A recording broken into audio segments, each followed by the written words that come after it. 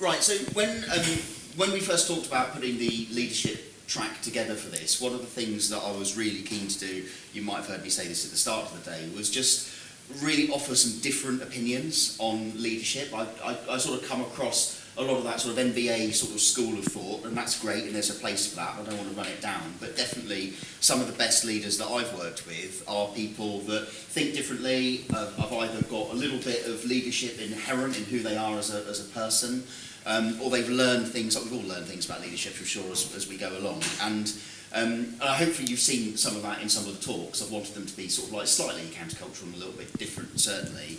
But with the panel, I just thought it was a really great opportunity to get three very, very busy people, so they didn't have to prepare a presentation, as part of it, definitely, to get three very, very busy people who've all been great leaders in their own right, and I've worked with them as well, so I know what it's like to work with them and their leadership style, and I just really wanted to share, really, some of the great leadership attributes that I think they've got. I want to share them with a wider group of people, so hopefully that's what we get out of this. But I don't want to introduce them. I'm going to let them introduce themselves. Jenny, I'll start with you, and then you can pass it on. Okay, thank you. I'm Jenni Thynne. I am not a C-suite leader. I'm not even a head of leader, but I guess my thing has been for a couple of decades now change management, and that involves leading people through change, or helping leaders lead people through change. So that's where I'm coming from, and it's really all about empathy. That's my strongest point, I guess. Some similarities there. Hi everyone, I'm McQuade. I'm currently, it says CPO, which makes me sound very important. I'm actually head of product at Motorway, not quite CPO yet, but who knows, maybe one day. And I've been at Motorway for coming up to 3 years now, about 10 years working in technology. My specialism is product management. Worked across lots of different types of organisations, large corporates, small startups, and at Motorway scale-up. So yeah, really happy to be here today. Oh. There you go. The big microphone. I've got a microphone and I'm getting a thumbs up from the back. Super. Hi everyone, I'm Rebecca Salsbury. I'm Chief Technology Officer at the Financial Times. I'm definitely an important person in my own mind. But I'm only 6 months into my job, so we'll see whether that story plays out for my colleagues. I've worked for about 20 and then some bunch of years in media technology, but I got into this gig by accident. I started out wanting to be a mathematics teacher in a different country, which you can probably tell. So I'm happy to be here today, and who knows if I've got a different perspective on leadership. Yeah, great. So let's start, Rebecca, to start with you anyway, seeing as you've got the big microphone in your hand there. The first question we want to ask everybody is, what is your biggest leadership lesson that you can share with people? So, and I think you've asked this in a way like, what have we learned along the way, isn't it? And I guess when I began as a leader, I had that typical, you need to know the answers and you need to be like strong and stable, channeling Teresa's kind of view on leadership, that I need to know the answers, I need to be super confident, and I need to be absolutely bulletproof when I speak to my team. And I would say that what I have learned is how to practice some vulnerability, some authenticity, and to be willing to kind of move ahead without knowing what the answer is, or even maybe what direction I want to go in. So a bit of bravery, I guess, in facing up to challenges of various sizes. Great. Yeah, I really like what you said there about authenticity. I think that's probably the thing that I've learnt most, is that being an effective leader is really about understanding your intrinsic values, so what really matters to you. And what that means is sometimes you have to make some hard decisions when those boundaries are crossed. And I'll actually tell you about a little story that happened to me way back when, in one of my first leadership positions, still in product. I was responsible for, we ran a big conference, similar to this actually, and we had some workshops. I was responsible for building software for some dealerships, so car dealerships, not any other kind of dealership. or dealer, and we basically, I was the only woman in the room, so we had old school sticky notes that we were talking to users, understanding what their pain points were, how can we make this software better for them, how can we improve their experience. And during one value that I hold really dear is being treated as an equal, and I think that goes for my leadership style and everyone who I interact with, no matter what their background may be. And during that session, one of the individuals came up with a really great pain point, and I was like, fantastic, take a sticky note, pop that up on the wall like everybody else does. And the individual actually kind of refused to do it and threw the stack of Post-its at me and said, no, you're kind of the moderator of this session, you do it. And I really had a bit of an inner conflict, because the easiest thing for me to do would be to just kind of let that slide, act as if kind of nothing had happened, be professional and carry on. But I just felt like my boundary around equality had been crossed at that moment. And so I took the difficult decision to actually ask him to leave the workshop in front of everyone. And luckily, my male colleagues in the room helped escort this individual out of the workshop. But that's just a little story just to paint a picture of, being that authentic leader sometimes comes with real challenges. And I think learning what your boundaries are and how to kind of deal with when they've been crossed is a really effective method of finding out what type of leader you are. So. Great, lovely, thank you. And Jenny? Wow, yeah, I'm glad I've never been in that situation. I'm not sure what I would have done. I think my lesson, and I see it from two perspectives here, is around assumptions. And it's a cliche, right? Nobody should make assumptions, but we do, we all do. And I think certainly in my own work, making assumptions about the people that I'm in a room with, whether it's about their expertise or their knowledge or their competence, has always got me in trouble. And you learn very quickly not to make any assumptions, to just keep asking questions, and certainly that's the meat and drink of a change manager. But I think it also works when I've been looking at senior leaders not to make any assumptions that they know how to behave as the sponsor of a change. So you tend to assume that, they're in a position of authority, they're going to know how to message this out to the whole organisation and to get people behind them, but actually you can't make any of those assumptions either. They often don't really know what they're doing in terms of the sponsor of change, and they need some coaching and support. They may not realise that, but you have to somehow sidle up to them and coach them through that kind of sponsor's role. So I think, assumptions is the key for me. Well, so I think that's quite amazing. We all know that leadership is about people, right? Yeah. And certainly the way that we react to people, of course, is different in every situation. Mm-hmm. But just to touch on what you said there, Jenny, there is a lot of leaders out there who've been taught leadership, and they come into the room and they think, well, I need to put everything that I've learned into practice, but that's not always necessarily the best way to go about things, is it? So what do you think then, Jenny, and I'll start with you again, please, is what do you think's taught in leadership traditionally, which no longer really works in the sort of contemporary business environment? Yeah, and I'm going to choose an example, again, to do with change, because that's been my world, and communicating change. And I think in the olden days, if my girls use that phrase, but yeah, back in the day, I think there was an assumption, again, or a view that you couldn't communicate anything about change unless you'd nailed absolutely everything down. And of course, all that leads to is great gaps of communication, and people make up their own narratives. And I think leaders now are much more comfortable about saying, at some point, recognising that an audience needs some communication and saying, we don't have all the answers yet, and that's okay. I think it's part of the authentic thing, Don't pretend that everything's fine if it's not. Just make sure that you are certainly instilling confidence, but being real at the same time. I think that's... Great. Has? Yeah, I think one thing, particularly with working in tech, that I think maybe was taught traditionally that I don't think no longer serves, is around the length of time that someone is in a role does not necessarily equate to their being competent at it. And actually, you know, as a leader, whether you have direct line responsibility, management responsibility or not, you actually have an opportunity to give other people a chance who might be adaptable and have the skills necessary to be able to really excel in that role. So I think actually really valuing the adaptability that people have and the competence that they can develop during that role, even if they haven't done it for, say, 20 years, I think that's something that is a myth that needs to be debunked. So.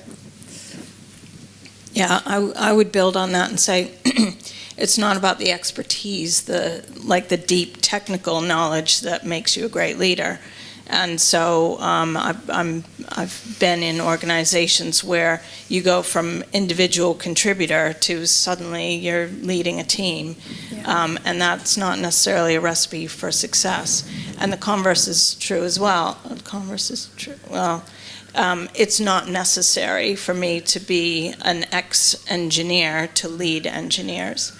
And I think that's a big myth, that you have to have grown up in the technical subject, skill that you're trying to lead others to achieve.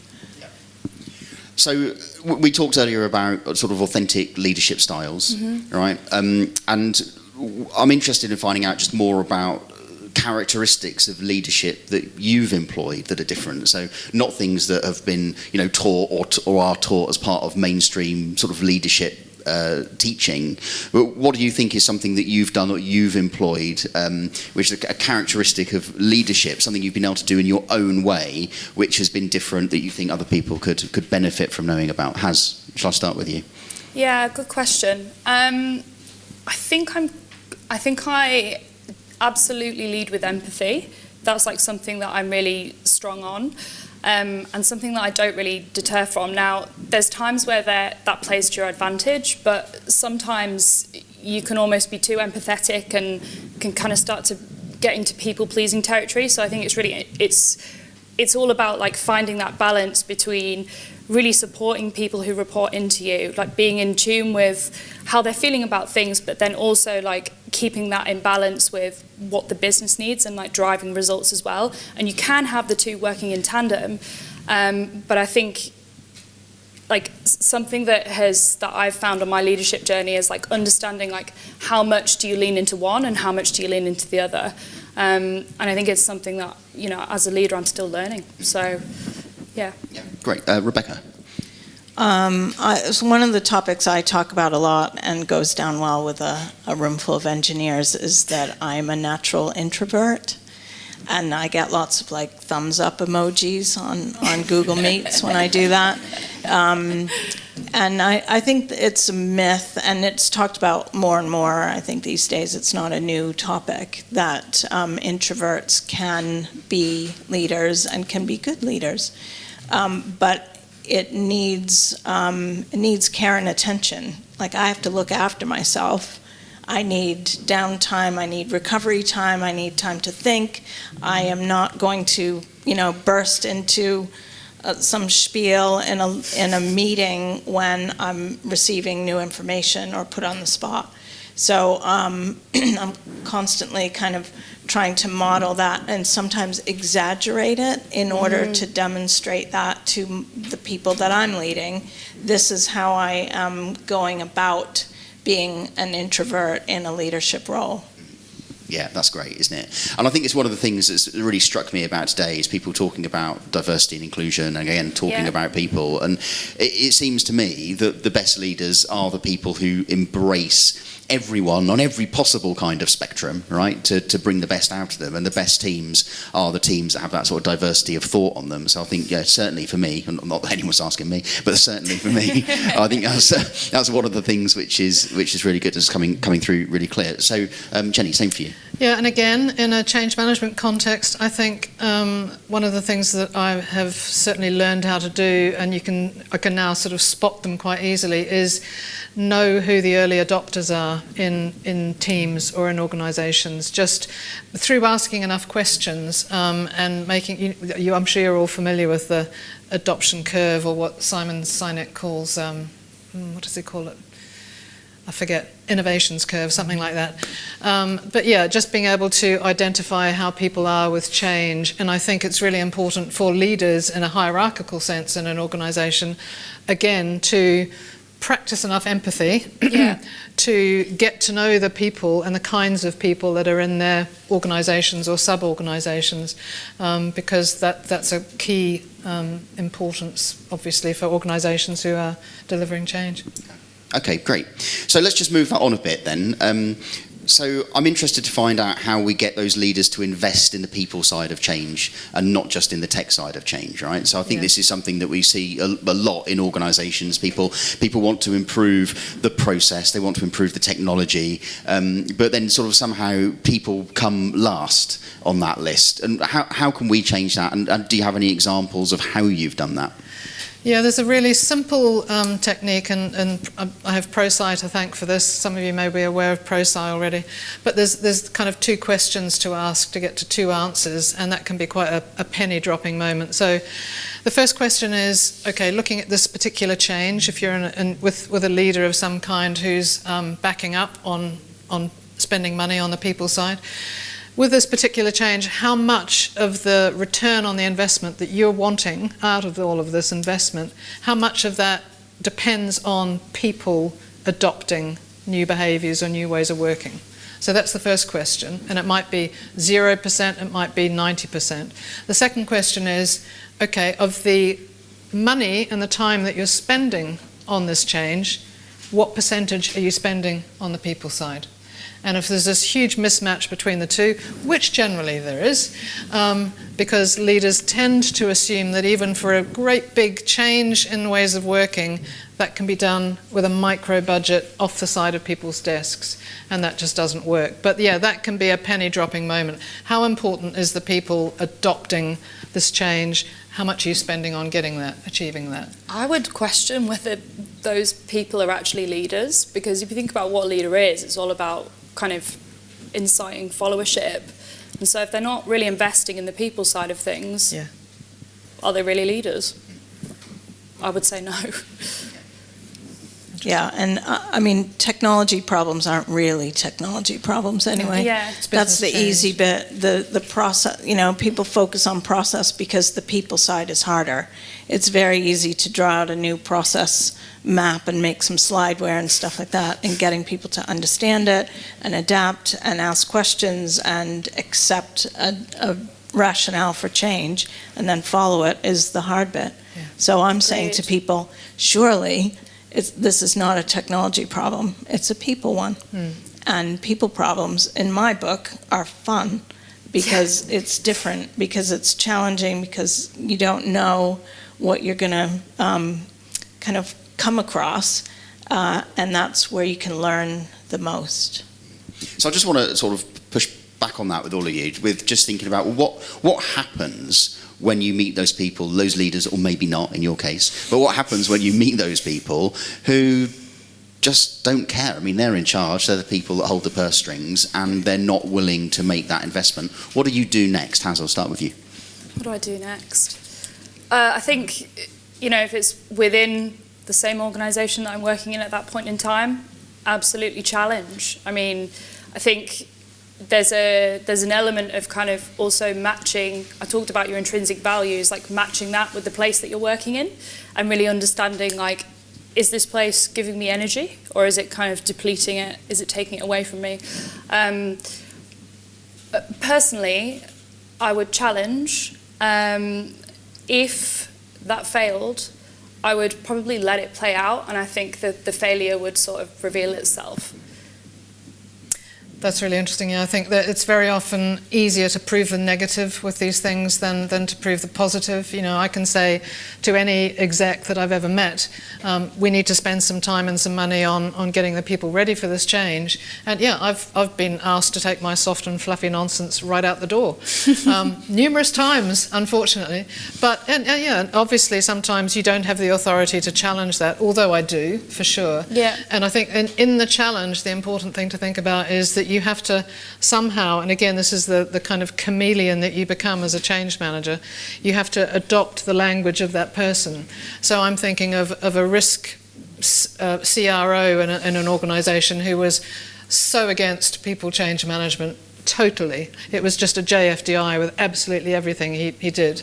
But you have to somehow, express the benefits and the risk of going their way in the language that they will accept.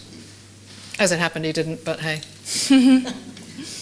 Yeah, and I would say, not everyone is a natural leader, and not everyone is good on the people side. And so trying to find ways to complement their skills, shall we say, sidle up to them. Okay, you're not buying into it. It's not your strength, but it is mine, and I'm willing to partner you on this, I think is another way around it. It still doesn't close the spend gap, and it doesn't mean guaranteed success, but it is a way of giving that person a way out, if you like. It's harder for them to say no to support. That's right. Sure, yeah. So I'm going to make an assumption here that you've all at some point or another seen someone, spotted someone in a business, and you've mentored them into becoming a leader. What is it that you look for in people, or what is it that you spot that makes you think, I think that person is worth the time and effort, from my point of view, to making that investment? Jenni? Again, from a change perspective, it is about their attitude to change, but also actually the influence that they have around them. So if they have followship, if they are sort of a natural, if people will look up to them and follow them in what they're doing, that's a critical thing, I think. Absolutely. Great. I think also just showing an interest to learn. So for me, it's like not really about knowing everything and acing it. It's about showing the intention to understand and to learn, and having that like ability to have a growth mindset, I think is really important. So yeah. Yeah, just repeating those things, empathy, openness, curiosity, humility. The people who want to behave differently and do that on behalf of others, I think, is the most important signal. So on our journey then, we've spotted the people and we've thought about the characteristics. When you have then made that investment in people, in organisations, what have been the good things that you've seen that's happened with that, Rebecca? Oh God, I'll probably start crying. It's when you see that leader have successes with their own teams and work differently with their peers. It's probably like, your messages are getting through. They are starting to become their own style of leader. And you can see the difference in how their team behaves toward their manager, their leader, and toward other colleagues in the business. They get better performance. There's just like all indicators go up. And when you see that, I usually get a little tear in my eye. God, they've done it.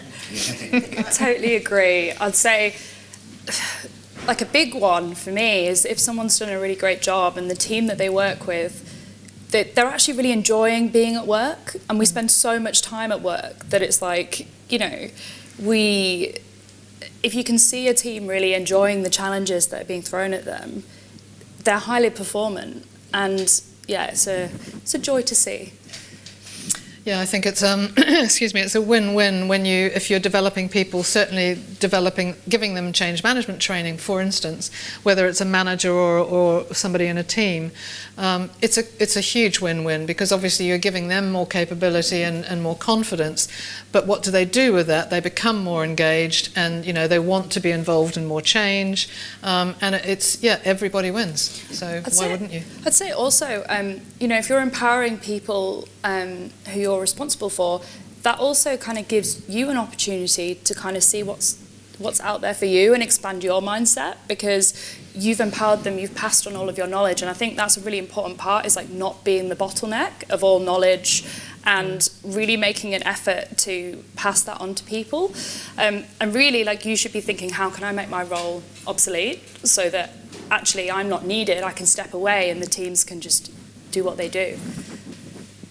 Yeah. Great. Great. Sounds good. So I will come to the floor in a bit for some questions. So if you've got some questions, just think about it now. But just the last sort of question I had prepared really was, what is it that leaders need to know that no one's telling them? Right? I think it's one of my favourite things. We've got an opportunity. Let's blow it all up. Right? So what do leaders need to know that no one's telling them? How long have you got? Yeah, I know. About 20 I minutes. think for me Yeah, the absolute key for this for me, and I've seen it so many times, is that nobody teaches them how to prioritise. And actually, yeah, the first thing is it's your job. That's the first thing, because I think some leaders think somebody else can do this, particularly the people lower than me. But it's really hard, and prioritising changes when every organisation that I've known anyway just spins changes up like there's no tomorrow, and sooner or later you get to the point where you're thinking, crap, we can't really do all of this. So it's the leader's job to look across that landscape and try and come out with some good decisions for the organisation as a whole, not for their own little silos.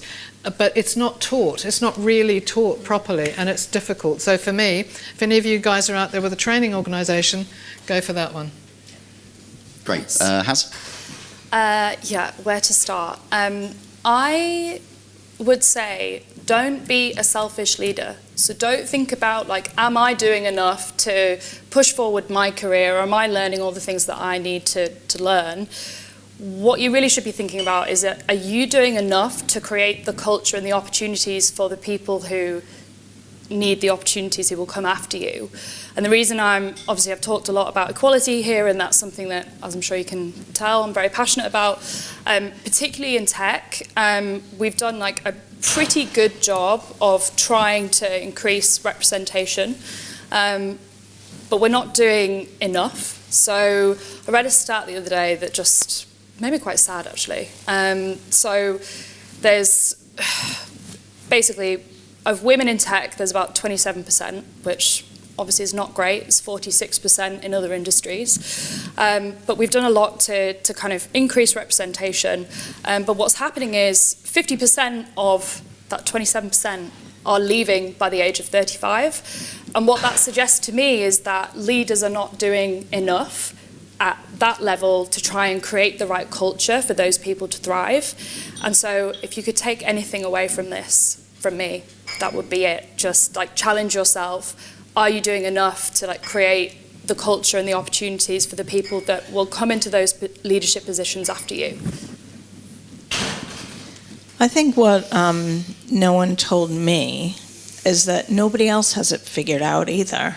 Yeah. I mean, I have people who work for me and are going, I need to know what's going on in that boardroom. I need to know how you do all this stuff. And it's like, well, you can follow me around, but you are going to be disappointed by how much turmoil is going on in my head and the people that I'm in that boardroom with. So it's your job to figure it out, and it's hard, and the answers are not inside the boardroom with the other magical people who have it all figured out. So I think that's an important lesson that we need to, not make that a scary lesson, but an inviting one that you can figure it out too. Yeah, it's liberating in a way, isn't it? So I just think it's really interesting, because there's something there that I've never really thought about before, which is how do you then, those people who, they might be someone who's an aspiring leader, but they don't know it, right? They've got the traits, maybe they don't feel that they can, because, I think a lot of leadership in some ways is just made up. It's about the things that you do on the spot, and you get a feel for it over time, don't you? And you can kind of put those things into practice. But when you see people who just need that nudge to go into the unknown, how do you, as individuals, give them that encouragement? How do you get them to take that leap? Specific feedback often. Over and over and over and over again. I think we talk a lot about how to give negative feedback. This is what you need to improve, and here's the impact, and blah, blah, blah. And not enough on positive. What have you done that I have seen you do, and what impact has that had? And then, because we're British, you have to repeat it over and over again to the point of like, it's embarrassing for everyone, and I'm sick, like, go away. but that's how you help to lodge in someone's mind that there might be something here. Yeah. I think like positive reinforcement, so also actively finding opportunities for these people to actually like give it a go.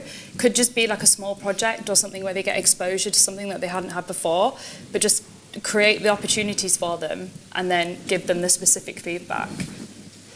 Yeah, and all of that plays into my answer would be the mentoring side of things. Yeah. So I'm now at the grey-haired end of my career, where it feels great to be able to use all of those decades of accidentally acquired experience and just share it with people. But yes, when I've mentored within an organisation, it is that chance, as you're saying, specific feedback, and just coaxing out of people where they really want to be and encouraging them along that journey. Definitely, one-to-one is hard to beat for sure. Amazing. It wasn't an idle threat. There are going to be questions. Who's got a question? Brilliant. Thank you. Someone else is going after Christina, by the way, so I don't think. What's your biggest leadership fail?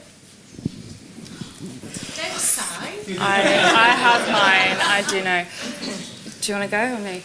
I'm open. I can do it. Yeah. Okay. My biggest leadership fail was around basically putting off really tough conversations with my direct reports. So in my previous place, there was someone who wasn't performing, and I had a tendency to kind of make friends with the people who reported into me, which is not necessarily a bad thing, but I think there does need to be some boundaries. And this person was not performing, and I really put off having difficult conversations with them. And I really wish I'd done it sooner, and that's probably the biggest lesson is have the tough conversations early, rip off the Band-Aid, and it's better for everyone. That's my advice. So whenever anyone asks me that, I just go right back to this place where it's kind of a long story, but effectively I had two people in the same role who resigned one day after the next. So day one, first person resigns, and I'm thinking, okay, this is not great, but I've got person number two. So I go to person number two and I say, this has just happened, person one's resigned, it's now over to you, this is the opportunity you've been waiting for, blah, blah, blah. Okay, I'll think about it. Day two comes, person two resigns. I burst into tears immediately. Always good for, I'm connected to my employees, so that's fine. But right away, went to my boss in like floods and floods of tears, going, oh my God, and person number one resigned and all my eggs were in number two's basket, and person number two, and I just could not stop crying. Oh yeah, hilarious. So that was kind of a fail because my boss was like, you might need to take like a lot of time off, weeks maybe, just go away. So the lesson there was like, take stock, just slow down, go talk to your buddy, not your boss. Men can't handle tears? Well, and there is that. Okay. Yeah. Don't start crying now. No. And I think mine would be, I'm thinking GDPR now. I'm sure GDPR is familiar to everybody in this room. And I was basically told to stop the change management piece on the GDPR program in the company I was working for. And my failure was not to stand up to that and influence a lot higher. Instead, I just meekly closed it all down. But then I was told by the people on the ground, who are obviously the people at the sharp end of all of this, that actually it was going really well. So, I feel that I let them down with that. I should have just put my brave pants on and gone to the boardroom. Yeah. Great. Let's have another question. Someone's got to have one. Oh, yes, thank you. We'll come to you next, okay? Hi. Have you experienced imposter syndrome, and how do you handle it if you did? Oh, yes. Here we are. Yes. The words were on my lips not a moment ago. It's true. I like to reframe imposter syndrome. I've been through a bit of a journey with this. So I think imposter syndrome is actually a really positive thing because it means that you're on the brink of change and you're being pushed and stretched. So try and reframe it, because I think imposter syndrome has like really negative connotations, and there's no need for us to have that. Everyone grows, everyone gets challenged, and everyone's probably felt like that at some point. So yes. Yeah. It's a fear thing. It's real. I agree with Haz, though, the framing of it as a syndrome, like there's something wrong with you, is not helpful. That you have an opportunity to learn, and that you may need support in getting yourself there is a much more helpful, I think, way of doing it. How do I recover from the moments? I get my buddies, my peers, my colleagues, my whoever can, talk me out of the hole that I want to climb into, and that's going to be enough, I think, to focus on what the positive is. And almost every time, 99.9% of the time, you get to the other side and go, I don't know what the big deal was. Yeah. It's absolutely true. I think every time you put yourself out of your comfort zone, this is definitely one of them, you do feel a little bit of that. But then I think it is just about revalidating yourself. And trust me, this gets better as you get older, because you've seen it all happen, and you have seen boards where actually, no, they're not as gifted as you imagined that they were, and they don't have it all out there neatly. So yeah, you just remember all of those things about people being human, and actually, yes, I do have something that I can contribute. Get on with it, Just have a word with yourself. I think that's the thing there, isn't it? It ties into what we were saying earlier, that no one really has the answer. There's a lot of people all trying to figure this out, and I think it's really handy with imposter syndrome just to remind yourself that probably no one else has got an idea either. So that's really useful. Thank you. Philippe here. I work as a coach and in change, and very often I notice that we're trying to be somebody different, as an individual, as a leader, as a team, as an organization, and we're only focusing on the very shallow element of doing something differently. And that meaningful reflection on the being is not something we tend to manage very well in organizations. So the question to you is, in changing organizations, how are you able to engage that question? How are you able to engage the meaningful coaching element around the being at individual level, team level, system level? I think reflection's a really important part of leadership, and learning, and kind of working together. And I think that I'm going to lose track of your question now, Philippe, because I'm excited about reflection. But so don't get too sucked in. Yeah, we need to. So whether we're doing well or not well, I think we tend to over-index on reflecting when things are going wrong. We need a retrospective, we need to take stock, we need interventions. And so that whole kind of how will we fix things that are not going well it tends to dominate when we think about reflection. And it's sort of like what I was saying earlier about focusing on giving positive feedback. That's also a way of reflecting. That's also considering what is going well, how will I apply that to the next thing? What went well last week, how will I apply it to next week? I think organizations are getting better at that, and I think the best leaders help facilitate that kind of thinking. Yeah, I'm thinking I want to turn this into one of those John Lennon things, like life is what's happening to you while you're busy making other plans. For companies where there are changes always, over there, getting people to enjoy that journey with each other and feeding off each other and contributing to each other, I think is the key. And again, that's all about empathy and emotional intelligence and showing up at work with all of that, rather than just, we're on a direction, we need to go. Actually, on that, do you feel that what I find very often in complexity, you work in the present? And very often organizations look at working in the future and making a plan to that. Yeah. And complexity is about you work in the present and you explore the potential of it, the possibilities, multiple directions, and agility comes from it. Do you find that challenge as well? I've never had a challenge in working in the present, I have to say. It's my favourite place to be. Okay. But yeah, that's just me. Great. Any other questions? Who's got a question? Oh yeah, one at the back. This will be the last question, I think. So, yeah, it's all right. Gets me some exercise. So I appreciate that you guys are at different stages in your careers, but what new skill would you like to obtain and why? Well, So many. Who's going first? for me, there's something about this whole world of AI.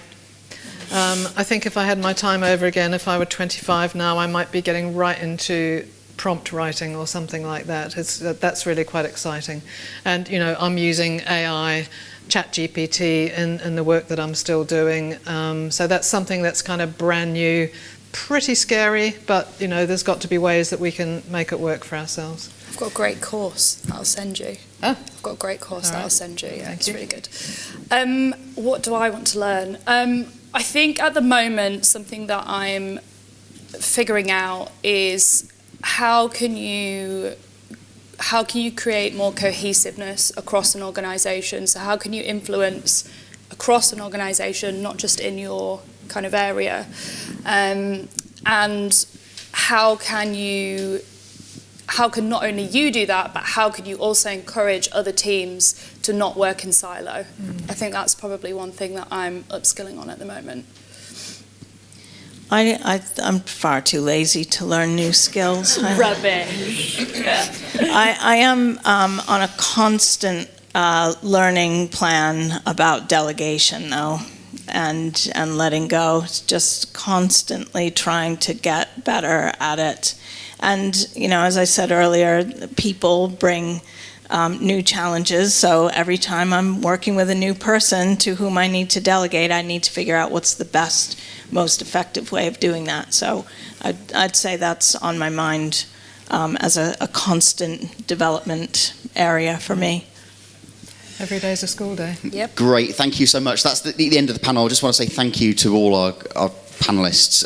They've all volunteered their time to come here, and Rebecca in particular has had to take an afternoon off FY24 financial planning to be here. So, you know, it was a tough call. But thank you so much for coming. We're going to have a break now, and then we're back for our last talk in about half an hour. Thanks again. Thanks, Em. Thank you.